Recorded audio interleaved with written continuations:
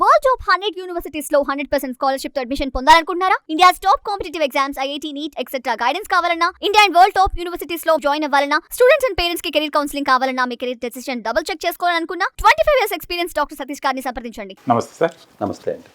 Sir, ఏమి exams లేకుండా, ఏమి ప్రొఫైల్స్ బిల్డ్ చేసుకోకుండా, ఏమి పర్సంటేజ్ మార్క్స్ లేకుండా చాలా కన్సల్టెన్సీస్ అబ్రాడ్ పంపిస్తామని వాళ్ళు స్టూడెంట్స్ని వాళ్ళు కన్విన్స్ చేస్తున్నారు. సో దీని గురించి మీ ఒపీనియన్? యాక్చువల్గానండి, అబ్రాడ్ వెళ్ళడం అనేది ఏదైతే స్టూడెంట్స్ వెళ్తున్నారో ఇది చాలా పెద్ద బిజినెస్ అండి. చాలామందికి ఈ చిన్న బిజినెస్ కింద చూస్తారండి. ఎందుకంటేనండి, భారతదేశం నుంచి ప్రతి సంవత్సరం కూడా ఈసారి తగ్గినప్పటికీ కూడా ఇంచుమించుగా 10 లక్షల మంది 2025లో వెళ్ళారంటే. యాక్చువల్గా 13 లక్షలు ఉండేది, సరే 10 లక్షలకు వచ్చింది. ఒక అమెరికానే, కెనడా కలిపితే కూడా సగం అయిపోతారు వాళ్ళే. ఆ రెండు కలిపితేనే ఒక 5 లక్షలు ఉంటాయి. ఇంకా మిగిలిన కంట్రీస్ అవన్నీ చూసుకుంటా అన్ని కంట్రీస్ ఉంటాయి కదండి. ఇవన్నీ గల్ఫ్ కంట్రీస్ కానివ్వండి, యూరోప్ కానీ, యూకే కానీ, ఆస్ట్రేలియా కానీ, ఇవన్నీ వేసుకున్నా కూడా వీసాలు క్యాన్సిల్ అయిపోయిన తర్వాత కన్సిడరేషన్ చేసిన తర్వాత కూడా 10, మామూలుగా 13, 12 ఉంటాయి. సరే 10 లక్షలు తగ్గినాయి అనుకుందాం. పోనీ వీసాలు కొంచెం రెస్ట్రిక్షన్ చేశారు కాబట్టి 10 లక్షల మంది, ఒక్కొక్క స్టూడెంట్ యావరేజ్ని అక్కడ ఫీజు ఒక 20 లక్షలు కట్టేయడు అనుకుంటే అసలు ఇమాజిన్ చేయండి ఒకసారి. అసలు ఎన్ని మిలియన్లో డబ్బులు అనేది అసలు మనకు లెక్క సున్నా క్యాలిక్యులేటర్ సరిపోదు. అవును. అంటే ఇంత అమౌంట్ వేరే దేశాలకు వెళ్తుంది, అంతే కదండి. ఓకే, వెళ్ళినటువంటి వ్యక్తులు పోనీ ఎట్లాంటి కాలేజీలకు వెళ్తున్నారు ఏంటి, వాళ్ళ ఉపయోగం ఉందా ఏంటి అన్న దాంట్లో వద్దాం మనం.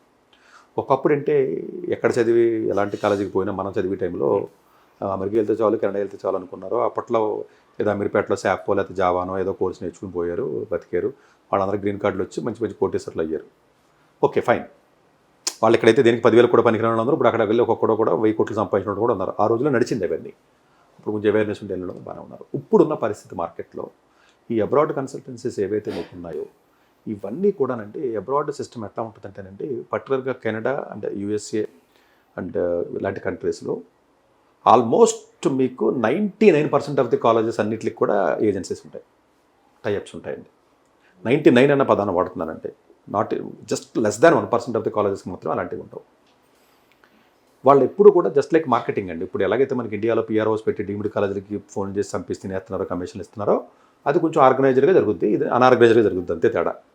అది ఆర్గనైజర్ క్రైమ్ అనుకుంటుంది. వీళ్ళు ఏం చేస్తారంటే, ఈవెన్ ఆస్ట్రేలియా కానీ ఇంకోటి కానీ, ఈ ఒక్క హైదరాబాద్ సిటీలోనే మీరు అబ్జర్వ్ చేస్తే ఒక్క 10 లక్షల మంది వెళ్తున్నారంటే ఇమాజిన్ చేయండి అసలు ఎంతమంది స్టూడెంట్స్ అండి. ఒక్క హైదరాబాద్ సిటీలోనే ఆల్మోస్ట్ మీకు 1,00,000 మంది పైన వెళ్తారు సంవత్సరానికి. 1,00,000 మంది అంటే చిన్న నెంబర్ కాదు కదండి, అంతే కదండి. సో దీనికి మెయిన్ రీజన్ ఏంటంటే, ఈ యొక్క కెరియర్ ఫెయిర్స్ అని అవన్నీ ఇవన్నీ ఎక్కడ పడితే అక్కడ. ఇప్పుడు కొత్తగా ఇలాగా సుమన్ టీవీ అనో లేకపోతే యూట్యూబ్ ఛానల్స్ అనో వాళ్ళే వచ్చి డబ్బుల గురించి ఎంత నీచానికైనా దిగజారిపోతున్నారండి వీళ్ళు. ఎలాంటి కాలేజీనైనా వెళ్ళిపోవడం, వీడియోలు తీసేయడం, ప్రమోట్ చేసేయడం. తాజ్ హోటల్ లాంటి పెట్టి ఇక్కడ ఉన్నటువంటి కన్సల్టెన్సీస్ మీరు ఏ కన్సల్టెన్సీ అని ఒకటి పేరైనా కాదండి, లేకపోతే ఇప్పుడు అదే, లేకపోతే ఫ్లై అయ్యా, లేకపోతే ఇంకొకటి అనేది కాదండి. ఎలాంటి కన్సల్టెన్సీ మీరు తీసుకున్న అబ్రాడ్ కన్సల్టెన్సీ ఒక్కొక్కడికి ఆల్మోస్ట్ 10,000 స్క్వేర్ ఫీట్ ఉంటుంది. కరెంట్లు, బిల్లులు, లేకపోతే ఏసీలు ఉంటాయి, 10 మంది ఎంప్లాయీస్ ఉంటారు, మీకు ఫోన్లు ఉంటాయి, అవన్నీ ఉంటాయి. మీ దగ్గర మాత్రం రూపాయి తీసుకోడు, లోన్ కూడా ఆడే ఫ్రీగా ఇప్పిస్తాడు. అంటే కనీసం స్టూడెంట్కి, పేరెంట్కి కనీస జ్ఞానం ఉండాలి. ఏమీ లేకుండా నేను ఎందుకు పంపిస్తాడు అంటే, ప్రతి కాలేజీ నుంచి కూడా కమిషన్ నాకు దగ్గరికి మీరు నమ్మరో, అంటే నేను అలాంటి ఎంటర్టైన్ చేయను, బట్ ఎవరొకరి ద్వారా లేకపోతే ఇంకోటి ఏదో చెప్పి కొంతమంది వస్తూ ఉంటారు నా దగ్గరికి. సార్ ఒక్క అడ్మిషన్ చేయించండి సార్, మీకు ఒక్క అడ్మిషన్ చేస్తే సంవత్సరానికి ఒక్కొక్క స్టూడెంట్ మీద 5 లక్షలు ఇస్తాం. ఒక్క అడ్మిషన్ చేయించండి సార్, 5 లక్షలు ఇస్తాం. అంటే ఆడ 5 లక్షలు ఇస్తున్నాడంటే అలా ఆడి పరిస్థితి ఏంటి అంటే, దీనికి ఒక లిమిట్ లేకుండా వేల కోట్ల వ్యాపారం జరుగుతుందండి. అది అన్నిట్లకంటే ఎడ్యుకేషన్ అన్నిట్లకంటే కూడా పెద్ద వ్యాపారం ఉండేది, చాలా పెద్ద వ్యాపారం అండి, కనపడుతుంది మీకు. మనకు కావాల్సిన ఎడ్యుకేషన్, హెల్త్ ఎక్కువ స్పెండ్ చేసేది. సో వీళ్ళు ఎవరైతే జనరల్గా మనకి ఉన్న బ్యాడ్ లక్ ఏంటంటే, మ్యాక్సిమం మన కాలేజీల్లో చదివినటువంటి అండర్ గ్రాడ్యుయేషన్ చదివినటువంటి పిల్లలు ఎవరైతే ఉంటారో, ఈవెన్ 12th అయిన అండర్ గ్రాడ్యుయేషన్ ఎవరైతే ఉంటారో, ఒక 10% స్టూడెంట్స్ మాత్రమే జాబులు వచ్చే అవకాశం ఉండి కొంచెం బెటర్గా ఉన్న క్వాలిటీ ఉన్న ఎడ్యుకేషన్ చదువుతారు. 90% మిగిలిపోతున్నారండి. ఇప్పుడు హైదరాబాద్ ఉన్నాడు, ఎవడో అరోరా కాలేజీ కూడా ఉన్నాడు, లేకపోతే ఏదో మల్లారెడ్డి కూడా ఉన్నాడు, లేకపోతే ఇంకొకటి ఎవడో ఉన్నాడు. ఈ మిగిలిపోయిన ఎక్కడికి వెళ్తారు మరి? మీరే చెప్పండి, వెళ్ళలేరు కదా. ఈ మిగిలిపోయిన వాళ్ళందరినీ వీళ్ళు అట్రాక్ట్ చేస్తున్నారు. ఎప్పుడు వీక్గా ఉన్నవాడునే మీకు అట్రాక్షన్ కొంచెం లోన్ అవుతారు. ఇదేమవుతుంది, మేము పంపిస్తాం యూకే, అక్కడ పార్ట్ టైం జాబ్ చేసేసుకోవచ్చు, నీ డబ్బులు వెనక్కి వచ్చేస్తే జర్మనీ పంపించేస్తాం, వచ్చేస్తే హ్యాపీగా చదువుకోవచ్చు, అక్కడ 50 లక్షల జీతం వచ్చేస్తుంది. ఇలా చెప్పి ఎన్ని అబద్ధాలు చెప్పాలి, అన్ని అబద్ధాలు చెప్పడం వల్ల వీడికి ఏరే ఆప్షన్ లేదు కాబట్టి వాడు చెప్పింది వింటాడు. అంటే వీడేం తెలుగు తక్కువడని నేను అనుకోవట్లా. ఇప్పుడు మీకు వేరే ఏ ఆప్షను లేదనుకోండి, నేనేం చెప్తే తింటారు, అంతే కదా. నీకు 3 రూపాయలు వడ్డీ ఇస్తాను, 5 రూపాయలు వడ్డీకి ఇస్తానంటే డబ్బులు ఇస్తారు. బ్యాంక్ వడ్డీ ఇస్తానంటే ఎవరు? 10 రూపాయలు వడ్డీ నేను ఇచ్చేది ఏంటంటారు. అంటే ఏంటంటే వీళ్ళకి ఎప్పుడైతే కొంచెం మెరిట్ ఉన్నాడో వాడు టెంప్ట్ అవ్వడం. ఇప్పుడు ఫర్ ఎగ్జాంపుల్ మీకు మంచి కాలేజీలు ఐఐటీలోనూ IIITలోనూ వేరే కాలేజెస్ ఉంటాడు, వాళ్ళు ఎంఎస్కి వెళ్ళినప్పుడు ఎవడో కన్సల్ట్ దగ్గరికి వెళ్ళరు, అంతే కదా. మీరు చదివారు తెలుసు. సో వాడికి ఐడియా ఉంటుంది, వాడు కాలేజీలో ప్రొఫెసర్స్ ఉంటారు, ఏ కాలేజ్ పెట్టాలి ఏంటి పెట్టాలి. వాళ్ళు ఎంతమంది ఉంటారండి? 1% కదా. ఈ మిగిలిన 99% ఆఫ్ ది పీపుల్ ఎవరైతే ఉంటారో మోస్ట్లీ వీళ్ళందరూ Tier 3 కాలేజీలోనూ సరిగ్గా చదవలేకపోవడం వల్ల, జాబులు రాకపోవడం వల్ల, మార్కులు రాకపోవడం వల్ల, ఇవన్నీ ఇంటర్మీడియట్ కానీ ఇటు కానీ ప్లస్ ఎగ్జామ్స్ అక్కర్లేదని చెప్తారండి. జిఆర్ఈ వద్దు, టోఫెల్ వద్దు, బీటెక్తో అవసరం లేదు, ప్రాజెక్టులు అవసరం లేదు, రీసెర్చ్ అక్కర్లేదు, లెటర్ ఆఫ్ రికమెండేషన్స్ అక్కర్లేదు, ఏం అవసరం లేదు అనగానే మనసు ప్రశాంతంగా ఉంటుంది. వీటికి మీకు ఎందుకు మేము పంపిస్తాం.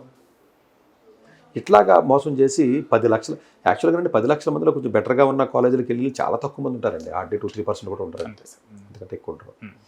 మీరు అనొచ్చు మరి వీళ్ళందరూ వెళ్తున్నారు కదా, వీళ్ళందరూ ఎలా బతుకుతున్నారు బాబు అంటే, ఒకప్పుడు నడిచిన ఇప్పుడు నడవట్లేదని చెప్తున్నాను. ఒకప్పుడు ఆపర్చునిటీస్ వేరే కంట్రీలో ఉండేవి కాబట్టి ఉండేది, ఇప్పుడు ఎక్కడ ఉన్నాయండి అసలు? ఆపర్చునిటీస్ లేవు కదా. సో ఇది గమనించాలి. ఒకప్పుడు ఆపర్చునిటీస్ ఉన్నాయి, ఇప్పుడు లేవు. అది ఒక అమెరికానే జనాలు తిడతారేంటి, మిగతా అన్ని దేశాల్లో కూడా ఇలాగే ఉంటుంది. అమెరికా ఇది తెలియక జనరల్గా ఏదో ఒక ఈర్ష్యతోనో జలసితోనో మాట్లాడుతున్నారు ఏంటో తెలియదు. అమెరికాని తిడతా ఉంటారు ఎక్కువ, మీరు అబ్జర్వ్ చేయండి. మిగతా అన్ని కంట్రీస్లోనూ పరిస్థితి ఇలాగే ఉంటుంది, డిఫరెన్స్ ఏముంటుంది. జర్మనీ వెళ్ళినంతే, ఆస్ట్రేలియా వెళ్ళినంతే, యూకే వెళ్ళినంతే. అదొకటి కాబట్టి మనం మాట్లాడుతున్నాం. అన్ని కంట్రీస్కి ప్రాబ్లం ఉందండి. అది మీకు గల్ఫ్ కంట్రీస్ లేకపోతే ఇంకో కంట్రీ కాదంటే. సో ఇది అబ్రాడ్ దగ్గరికి అంటే వీళ్ళకి అవగాహన లేదు కాబట్టి మేము అక్కడికి వెళ్ళాలని అడుగుతారు. అంటే కొంచెం తెలుసుకోవడానికి ప్రయత్నం చేయాలి. కొంచెం అంటే వీళ్ళు ఏంటంటే చిన్న కాలేజీలు ఉండటం వల్ల వీళ్ళకి తెలియదు, మాస్టర్లు చెప్పరు. ఇప్పుడు వాళ్ళ బాధలు వాళ్ళకే. సరే ఇప్పుడు మళ్ళంటి వాళ్ళు ఏముందండి, మహా అయితే ఎంఎస్ గట్టిగా పోయి చెప్తే 10 మందిని కూడా పంపండి నేను సంవత్సరానికి. ఇప్పుడు మళ్ళంటి వాళ్ళు పంపగలిగేది కొంచెం మంచి కాలేజీలు పంపగలిగేది ఎంతమంది ఉంటారండి? చాలా తక్కువ మంది కదండి. సో ఈ పర్టికులర్ కాలేజెస్లో ఏవైతే మీకు ఏజెన్సీస్ మోసం చేసి అబ్రాడ్ అని చెప్పి పంపిస్తున్నారో మొత్తం పక్కాగా మోసం చేసి వాళ్ళ దగ్గర డబ్బులు తీసుకుని పంపించేస్తున్నారు ఇట్లా.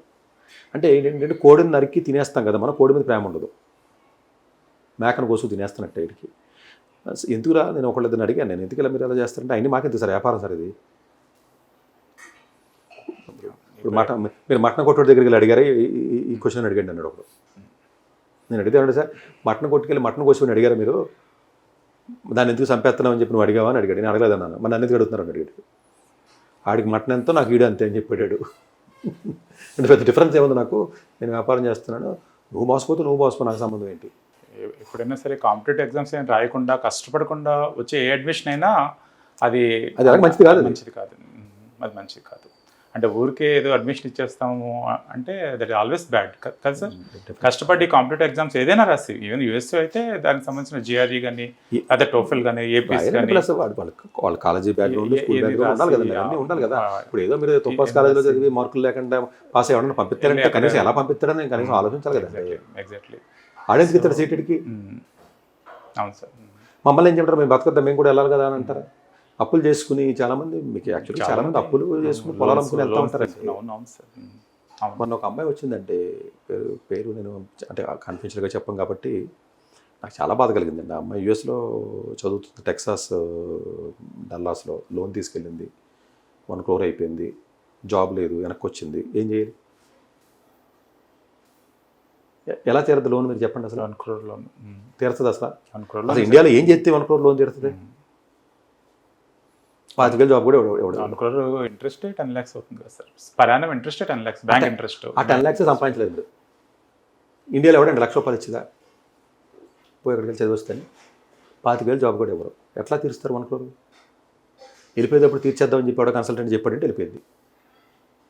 ఇప్పుడున్న టైం ఏంటి, అక్కడ ఎంప్లాయ్మెంట్ ఏంటి, ఏం ఎదురుకి వెళ్తుంది, అంతా కాలిక్యులేషన్ ఉండాలి కదా. అంటే ఎలాంటి కాలిక్యులేషన్ లేకుండా నేను వెళ్ళిపోవాలి, నేను సెటిల్ అయిపోవాలి, నేను డాలర్లు సంపాదించాలి అని వెళ్ళటం ఏదైతే ఉందో ఇది కొంచెం మానాలి. అలాంటి మాకు ఆపర్చునిటీ ఇండియాలో కూడా లేవు కదా, మేము అదో ఎక్కడో బతకాలి కదంటే కాదండి. ఉన్న వాటిలో బెస్ట్ ఆప్షన్ వెతుక్కోవడానికి ప్రయత్నం చేయండి. ఎగ్జాక్ట్లీ. నేను అనేది మీకు లేదు కాబట్టి వద్దని చెప్పట్లేదు. ఓకే, మీరు అబ్రాడ్ వెళ్ళాలనుకున్నప్పుడు పూర్తిగా అవగాహన ఉన్న వ్యక్తులతో మాట్లాడి మీకున్న ఆప్షన్స్లో బెస్ట్ ఆప్షన్ వెతుక్కోండి. ఎత్తుకోవాలి. అది నేను పట్టు కూర్చొని నేను అమెరికా వెళ్తాను, లేదా యూరోప్ వెళ్తాను, జర్మనీ వెళ్తానేంటి? ఇంకో చోట ఎక్కడైనా ఆప్షన్ ఉందేమో, ఏ రష్యాలో ఇంకో చోట వెళ్తాను అనుకుందాం పోనీ. అంటే మీకున్న తక్కువ నాలెడ్జో, లేకపోతే తక్కువ మార్కులో, లేకపోతే వాట్ ఎవర్ ఇట్ ఈజ్, దాంట్లో బెస్ట్ ఆప్షన్ తీసుకోమని చెప్తున్నాను. నా ఉద్దేశం ఇప్పుడు అలా అని వద్దని నేను మానేమని నా ఉద్దేశం కాదండి. అంటే ఉన్న అంతే తప్ప ఎవడో ఒకటి దగ్గర కన్సల్టెంట్, ఇప్పుడు మీరు యూఎస్ కన్సల్టెంట్ ఉన్నాడండి ఎవడో, యూకేనో, వాడు అదే ప్రమోట్ చేస్తాడు. ఇంకో కంట్రీకి వెళ్తే యూరోప్ కంట్రోల్ చేస్తారు. సో ఇవి జనరల్గా మోసాలండి. ఇప్పుడు యాక్చువల్గా ఇంతకుముందు మనం ప్రైమ్ లైన్లో వచ్చాం, అక్కడ మన దగ్గర టెలికాలర్ కింద పనిచేసిన వాళ్ళు కౌన్సిలర్ కింద పెట్టి దగ్గర ₹1 కోటి వసూలు చేశారట. ఇది యూరోప్ పంపిస్తాం, ఆ కాలేజీకి పంపిస్తాం, ఈ కాలేజీకి పంపిస్తాం అని చెప్పి లబోదబమని నా దగ్గర గోల. అడిగితేనే ఉన్నారు, వాడు ఇచ్చాడు, డబ్బులు మోసపోయాడు, మాకెందుకు, ఏ కాలేజ్ అయితే ఉంది పంపించేసాం కదా అని. మళ్ళీ వెళ్ళి ఇంకొకరితో టైప్ పెట్టుకోవడం, నా పేరు చెప్పేసి చేసేయడం. ఇది దగ్గర ఆల్మోస్ట్ 1 crore వరకు జనాలు ఇదయ్యారు. అంటే ఏంటి, ఇక్కడ వెళ్ళిపోవాలి తొందరగా. కాలేజ్ ప్రొఫైల్ చాలా important. College profile compulsory check చేసుకుని మీరు మనీ ఇన్వెస్ట్ చేయండి. అంటే వీళ్ళకి ఏంటంటే వీళ్ళకి వెళ్ళాలని డిసైడ్ అయిన తర్వాత చెక్ చేస్తారు కాబట్టి అన్నీ బాగా కనపడుతున్నాయి. అదండి, మీకు పలానా హోటల్ మీద నచ్చింది అనుకోండి, మీరు అన్ని పాజిటివ్గా చూస్తారు. So college profile particular MS sir, convocation జరిగినప్పుడు ఎంఎస్ స్టూడెంట్స్ వీళ్ళు స్టేటస్లు పెడతారు. 10 మంది కనబడితే 10 మంది తెలుగు స్టూడెంట్స్ ఉన్నారు సార్. అసలు యూఎస్లో 10 మంది ఎంఎస్ కన్వకేషన్ అయితే 10 మంది తెలుగు స్టూడెంట్స్ ఉన్నారు. అంటే ఏదో అక్కడ తెలుగు వాళ్ళు, ఇక్కడ తెలుగు వాళ్ళు, అక్కడ ఏదో కాలేజ్ పెట్టి మ్యాక్సిమం మీకు యూఎస్ కెనడాలో ఎక్కువ తెలుగు ఉన్న కాలేజీలు అన్ని బోగస్ కాలేజీలే అని అందరూ తెలుగు లేదు సార్. ఇంక వేరే పేరు కూడా వినపడదు మీకు. ఓన్లీ కొంచెం పెద్ద కాలేజీలో తెలుగు చాలా తక్కువ ఉంటారండి. ఇప్పుడు మన స్టూడెంట్ పంపించాను నేను, మెటీరియల్ సైన్స్, జాన్ హాప్కిన్స్ పంపించాను. ఇండియన్స్ కాదు సార్, అలా తెలుగు కూడా ఇండియన్స్ లేరు సార్. జాన్ హాప్కిన్స్ ఎవడుంటాడు సార్? మెటీరియల్ ఇంజనీరింగ్లో చదువుతాకి వెళ్ళాడు అబ్బాయి, ఎవడుంటాడు? లేడు. అంటే మీకు ఏంటంటే పెద్ద కాలేజీలు అలాగే ఉంటారండి, అంటే అంతమందికి ఎవరో ఒక అలాగా మెరిట్. సో ఇవన్నీ ఏంటంటే క్యాష్ కోర్స్ అండి మన ఇండియన్స్ అంటే మనకి. సో అవన్నీ మీరు కేర్ఫుల్గా ఉండాలి. కాలేజ్ ప్రొఫైల్స్ చక్కగా చూసుకుని మంచి కాలేజ్కి వెళ్ళండి. అంటే మీకు తక్కువ ప్రొఫైల్ ఉన్న దాంట్లో బెస్ట్ ఎత్తుకోవడంలోనే మీకు తెలివి ఉంటుంది. అవును, లేని ఎలాగా మనం క్రియేట్ చేయడం, అన్నట్లో బెస్ట్ అన్న కనీసం పిక్ చేసుకోవడం ట్రై చేయండి. అక్కడ ఎవడో ఫ్రీగా ఇస్తాడు కదా వెళ్ళకూడదు కదా. ఊరికి వచ్చిన అడ్మిషన్ అసలు నమ్మకూడదు. మంచి కాంపిటేటివ్ ఎగ్జామ్స్ ఏమైనా ఉంటాయి, రాసి మంచి యూనివర్సిటీకి వెళ్ళాలి. Sir thank you so much sir. Thank you so much. Doctor yes Satish గారు ఏపీ తెలంగాణ విద్యార్థులకు సుపరిచితమైన పేరు. సతీష్ గారు 2001 యూపీఎస్సీ పరీక్షల్లో ఇండియన్ రైల్వే విభాగంలో ఉద్యోగం సాధించారు. సతీష్ గారు చదివిన చదువులు engineering, MTech, MBA, executive MBA, MSc, MBA HR, MA psychology లాంటి పోస్ట్ గ్రాడ్యుయేషన్ డిగ్రీతో పాటు డాక్టరేట్ కూడా చదవటం జరిగింది. సతీష్ గారు నిరంతర విద్యార్థి. అలాగే సతీష్ గారు పలు ప్రతిష్టాత్మక కాంపిటేటివ్ పరీక్షలో యూపీఎస్సీ నిర్వహించే సివిల్ సర్వీస్ పరీక్షలో 179వ ర్యాంక్, అలాగే ఇంజనీరింగ్ సర్వీస్ లో 24వ ర్యాంక్, గేట్ ఎగ్జామ్ లో 4వ ర్యాంక్, క్యాట్ ఎగ్జామ్ లో 99.8%, జిమాట్ 76 స్కోర్, ఇలా పలు కాంపిటేటివ్ ఎగ్జామ్స్ లో మొదటి ప్రయత్నంలోనే ఎన్నో ర్యాంకులు సాధించారు. ఎన్ని క్వాలిఫికేషన్ డిఫరెంట్ పరీక్షలు ర్యాంకులు సాధించిన వ్యక్తులు మన ఇండియాలో చాలా అరుదనే చెప్పాలి. ఇలాంటి అకాడమిక్ లో పరంగా, కాంపిటేటివ్ పరంగా ఎన్ని ర్యాంకులు సాధించడంతో పాటుగా గవర్నమెంట్ ఉద్యోగం చేస్తూ పలు అవార్డులు తీసుకున్నారు. సతీష్ గారికి జోనల్ లెవెల్లో general manager award, all India లెవెల్లో నేషనల్ లైఫ్ టైమ్ అచీవ్మెంట్ గుర్తింపు దక్కాయి. అక్రిసియేషన్ of president life time Sevashri award Andhra Pradesh మంత్రి నుంచి అందుకున్నారు. వీటితో పాటు పలు రకాల అవార్డులను అందుకున్నారు. ఎన్నో ప్రతిష్టాత్మక ఆర్గనైజర్స్ పర్మనెంట్ మెంబర్ గా ఉన్నారు. కష్టపడి పైకి వచ్చిన వ్యక్తి కావటం వల్ల గత 20 సంవత్సరాల నుంచి ఎంతో మంది చిన్నపిల్లల దగ్గర నుంచి 5, 6 తరగతుల విద్యార్థుల నుంచి పెద్ద పీజీ, పిహెచ్డీ కాలేజీలకు వెళుతూ విద్యార్థులకు అవగాహన కల్పిస్తుంటారు. ప్రతి విషయం పైన డాక్టర్ సతీష్ గారు స్పష్టమైన అవగాహన కలిగి ఉన్నారు. డాక్టర్ సతీష్ బలంగా నమ్మే సూత్రం ఏంటంటే అవేర్నెస్ ఈజ్ ఎవ్రీథింగ్. మనిషికి అవేర్నెస్ ఉంటే ఏదైనా సాధించగలరు. ఒక్క మోటివేషన్ తోనే కాదు, ఏది చేయాలి, ఏది చేయకూడదు, ఎలాంటి డెసిషన్ తీసుకోవాలి అన్న విషయాలపై, ముఖ్యమైన విషయాలపై అవగాహన కల్పిస్తుంటారు. అలాగే గవర్నమెంట్, ప్రైవేట్ జాబులే కాకుండా ప్రపంచ దేశాల్లోని జాబ్స్ పై కూడా అవగాహన కల్పిస్తుంటారు. ఉద్యోగాలతో పాటు పెద్ద చదువులైన ఐఐటి వంటి వాటిపై సెషన్స్ నిర్వహిస్తూ ఉంటారు. ఇప్పటి వరకు 3 లక్షల సెమినార్స్ ఒక్క రూపాయి తీసుకోకుండా ఉచితంగా నిర్వహించారు డాక్టర్ సతీష్ గారు.